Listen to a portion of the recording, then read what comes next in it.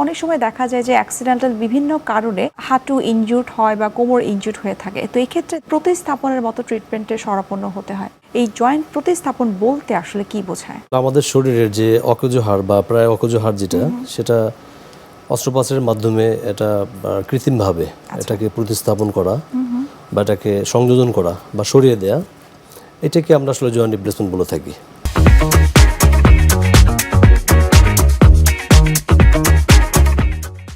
এটা আমাদের শরীরে কমন যে জয়েন্টগুলো আমরা সাধারণত করে থাকি সেটা হচ্ছে হিপ জয়েন্ট, যেটা পুরুষন্ধির জয়েন্ট, আর হাঁটুর জয়েন্ট। এই দুটো আসলে খুব বেশি কমন। প্রতিস্থাপন করাটা, সেটা হাঁটুর প্রতিস্থাপন হোক বা কোমরের, কতটা নিরাপদ এবং কতটা আসলে ঝুঁকিপূর্ণ? এটা আসলে খুব বেশি আতঙ্ক হওয়ার তেমন কিছু নেই আসলে। এটা খুবই একটা মানে যদিও একটা মেজর সার্জারি, বাট এটাতে আপনার মানে কৃতকার্য রেট আসলে অনেক বেশি। এবং পেশেন্ট আসলে অপারেশনের, আমরা বলি তো অপারেশনের 2 দিন পরই পেশেন্ট হাঁটতে পারে। আচ্ছা, এটা একটা খুবই ভালো দিক এবং ব্যথা মুক্তভাবে সে হাঁটে এবং দেখা যায় 2 সপ্তাহের মধ্যেই পেশেন্ট মোটামুটি তার স্বাভাবিক কাজকর্ম চলে যেতে পারে। খুব বেশি আসলে কমপ্লিকেশনস হয় না। তবে কিছু মেজর কমপ্লিকেশন যদি বলি আমরা, সেক্ষেত্রে আপনার যেখানে জয়েন্টে ইনফেকশন হতে পারে অপারেশনের পরে। এছাড়া জয়েন্ট যেটা প্রতিস্থাপন করা হয় সেটা অনেক সময় সরে যেতে পারে বা ডিসলোকেশন হয়, ডিসপ্লেস হয়ে যায়। এছাড়া তেমন কোনো মেজর কোনো কমপ্লিকেশন আর নেই আসলে। হাঁটুর প্রতিস্থাপন বা কোমরের যে প্রতিস্থাপন, সেটা আসলে কত ধরনের হয়ে থাকে?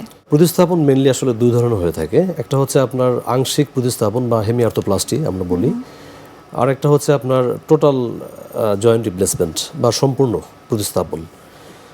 দেখা যায় আপনার এই 2টা প্রতিস্থাপনের মধ্যে যদি কারো দেখা যায় কোমরের হাড় বা হাঁটুরিয়া ভেঙে যায়, সেক্ষেত্রে আমরা কিন্তু আংশিক প্রতিস্থাপন করি অনেক ক্ষেত্রে, অল্প বয়স যদি হয় সেক্ষেত্রে। আর যদি সেটা অ্যাডভান্স স্টেজে চলে যায় তখন কিন্তু আমরা আসলে মানে টোটাল রিপ্লেসমেন্ট করতে হয়। কি কি কারণে আপনারা আসলে সিদ্ধান্ত নিয়ে থাকেন যে তার স্বাভাবিক ট্রিটমেন্ট না, তাকে অবশ্যই হিপ জয়েন্টের ট্রিটমেন্টে তাকে করতে হবে, অর্থাৎ প্রতিস্থাপনটা তাকে করতে হবে? অনেকগুলো কারণ আছে, বাট তার মধ্যে খুবই কমন কিছু কারণ আছে যেগুলো হলে আমরা আসলে সার্জারি করার জন্য পেশেন্টকে অ্যাডভাইস দিয়ে থাকি। তার মধ্যে অন্যতম কারণ হচ্ছে যে বয়স্ক পেশেন্ট অ্যাডভান্সড স্টেজে অস্টিওআর্থ্রাইটিস হয়। অ্যাডভান্স স্টেজ বয়স্ক পেশেন্ট, ধরুন নিউ অস্টিওআর্থ্রাইটিস অ্যাডভান্স স্টেজে গিয়েছে, একবার স্টিফ হয়ে গিয়েছে, সেক্ষেত্রে কিন্তু আর আমাদের কাছে কোনো অপশন থাকে না সার্জারি ছাড়া। এটা একটা। আর হিপ জয়েন্টের ক্ষেত্রে যদি বয়স্ক পেশেন্ট হয় সেক্ষেত্রেও একই অবস্থা, অ্যাডভান্স অস্টিওআর্থ্রাইটিস যদি হিপ হয় সেক্ষেত্রে আপনার ইন্ডিকেশনস আছে সার্জারি করার। আর এছাড়া হচ্ছে আপনার আমরা দেখি ইদানিং যে খুবই অল্প বয়স্ক পেশেন্ট, ইয়াং অ্যাডাল্ট, তাদের দেখা যায় হিপ জয়েন্ট এক ধরনের ইনফেকশনের কারণে, অজানা কারণে ইনফেকশন হয়, এবং এই ইনফেকশনের জন্য হিপ জয়েন্টের মধ্যে যে হিপের মানে আমাদের যে উরু জয়েন্টের মধ্যে যে বলটা থাকে এবং বাটি দুটো নষ্ট হয়ে যায়, রক্ত সঞ্চালন কমে যায় অথবা বন্ধ হয়ে যায়। দ্যাটস ওয়াই ওখানে ইনফেকশন হয়ে হাড়টা জয়েন্ট আস্তে আস্তে নষ্ট হয়ে যায়, স্টিফ হয়ে যায়।